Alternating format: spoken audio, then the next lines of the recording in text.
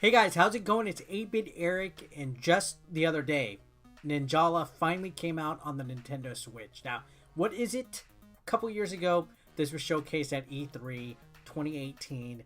It's a free-to-play multiplayer game that is on the Nintendo Switch. It's like in the vein, I guess, a lot of comparisons and similarities based just on the way that it looks really cartoony with like the vibrant colors and the very bright and whimsical looking graphics. You could compare it to Splatoon, but it's a completely different game, but it's along those lines. And I think a lot of people are kind of putting the game off to the side because of that. You know, us older gamers are like, oh, this just looks like a kid's game, and honestly, I gave it a shot. Why not? It's a free-to-play game, free to download on the Nintendo Switch in the eShop.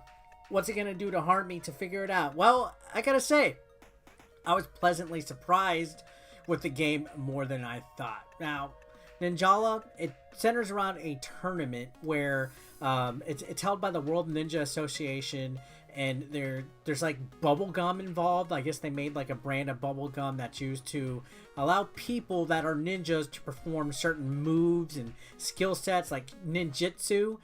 It focuses mostly on the idea of like melee combat. So you have like a bubble gum staff or a hammer or all sorts of different type of looking like gum drills and stuff. And your character, you know, you could run, you could jump, you even have like a double jump, you could even run along the walls.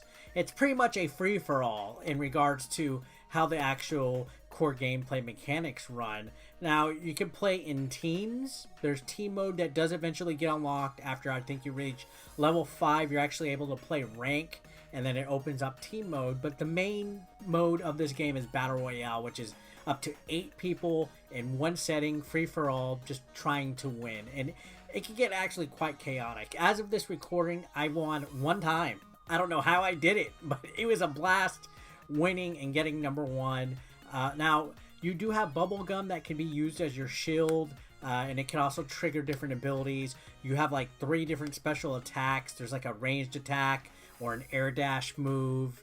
You can also increase your power. You'll find these drones that are scattered throughout the maps, and they allow you to craft bigger melee weapons once you get like a certain amount of level like power charged. Now, you can even disguise yourself as some kind of prop, like a little box or a guardrail, to kind of sneak up on your opponents and stuff.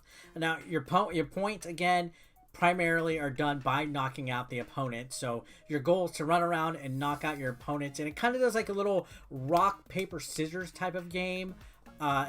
When you're fighting people, sometimes you'll see like directions like up, down, left, or right pop up, and you kind of have to choose the right direction so that, you know, you can successfully defend the attack if both of y'all attack at the same time. Now, there's an Ippon bonus that is part of the score if you knock out the player using a combination of like whatever your abilities are based on your weapons and your skill set and your gum and stuff.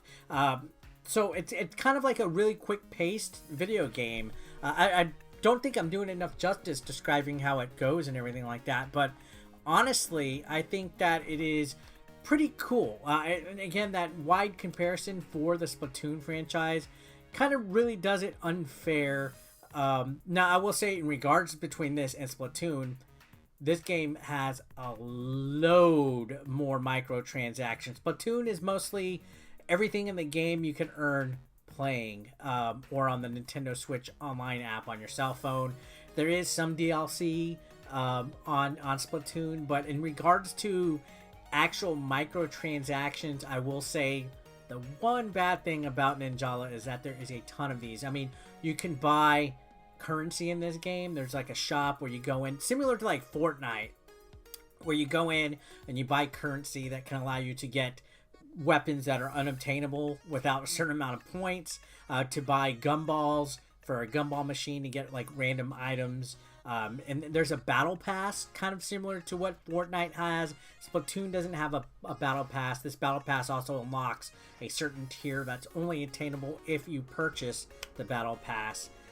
So yeah, it is very heavy on microtransactions because, let's be real here, everybody sees the success that games like Fortnite have, and they want to replicate that. So if microtransactions are a turnoff for you, I gotta say, you're going to be highly disappointed with that aspect of this. They really don't really throw it in your face too much, but there is a constant amount of updates and announcements that are geared towards the game. Now, as far as my personal feelings, aside from the microtransactions, I really love the presentation that this game has.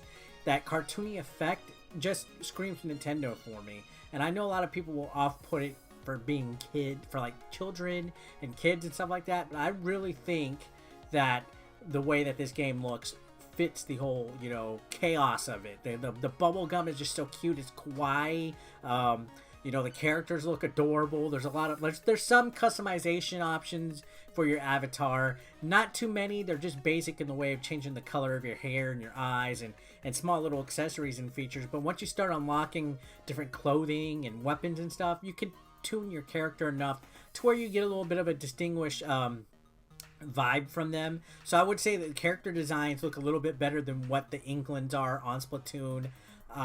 But, you know, there's a lot of similarities, but just enough to make it different with the character being created. The ranked matches, team matches, are actually quite fun.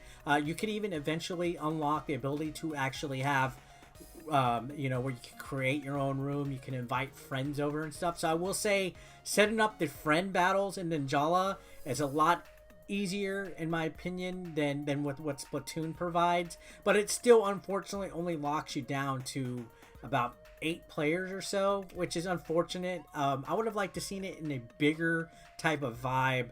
Another knock that I will have to give this game is that there's only currently 2 arenas to fight in right now. So the Ninja Academy and then like a big sports stage. So I don't know. Like I would have liked to seen a lot more development as far as stages go in this. Maybe some better stage levels, so maybe like a tower stage, maybe something a little bit more wide open. But for it to just have 2 levels to rotate between, and even then the second option of the level is only unlockable from team matches and the room matches. You can't, if you go to quick play, you're quite often just going to play on the main stage. So I thought that was all right. Now, yeah, you can see the weapons also kind of lack, if I was to say that. There's not as much. It's mostly just melee weapons. I would like to see a little bit more in way of like guns, maybe some like grenade type of weapons, stuff like that. I feel that there's definitely a lot more room to build up and develop this game. It almost feels like right now it's still in the early stages. Like, even though this game was actually delayed, I think this game was originally supposed to be released back in May. So they did do a beta test for it. It was supposed to come out in May. I think the whole pandemic delayed it by a few weeks. But, you know, I hopefully, you know, they're going to add a lot of support to this. I don't even know if it's getting a big following. I've heard everybody else I know praise the game and say it's a lot of fun, which it's true. It's fun. It was addictive. I really found myself playing for quite some time, going over and over and getting better. So the challenge is there, but it is a game that is easy to learn. And it just feels like it needs a lot more content. And I hope that they don't rely on it being microtransaction heavy, if that makes any sense, because there's just not enough content here with that. I mean, even the story, there's a story campaign that you have to buy to be able to play. So the single player campaign story part 1, just part 1, you have to purchase as additional content. So that is kind of a big yikes in regards to that. I don't know if maybe eventually when all the story campaigns come out, they'll do a big bundle, but still it definitely is a little bit of a turnoff for a game like this to be. But let's be realistic, that's where the gaming industry is heading. That's where free to play multiplayer games get the bulk of the money. And I gotta say, aside from the lack of content right now, 2 stages, some of the weapons just kind of being the same, just a skin swap of a bat or a hammer. The game overall is actually really fun, and I'd like to see this blow up to be something bigger and better that people can get on board with. So if anybody wants to play with me one day, let me know. Has anybody tried this out? It's free to play, so there's absolutely no risk in wasting your money on it unless you buy the DLC and don't end up liking. But yeah, it's like a good little combination of like Splatoon with ARMS and Smash Brothers and a little bit of a Mario vibe combined together for a mishmash. It's almost like a redneck cousin of Splatoon, if you were to think about it. So I thought it was kind of fun for what it was. I wanted to talk about it. I haven't seen many of my friends actually talk about Ninjala, but comment down below. Do you like this game? What are your thoughts on it? If you have played it, what would you like to see come from it? Or if this is something you want to pass on because it's just not your type of bag. And subscribe if you haven't already, guys. I appreciate everybody watching, as always. I'll see you on the next one. Have a great day. Peace out. Consider supporting 8-Bit Eric on Patreon for just $1 a month. Link below in the description. You want to become part of the hashtag 8BE Nation, guys? Well, be sure to pick up your official merch, now available online. Link is below in the description. We got classic t-shirts, tank tops, hoodies, and even women's apparel. Don't forget, pick up your official merch now. And while you're at it, guys, feel free to watch the next video, or why don't you catch up on one that you might have previously missed. Thanks again, guys, for all the support. I couldn't do this without you. You guys are amazing, and don't forget to subscribe and click that like button if you are brand new. Thanks again, guys. Peace out.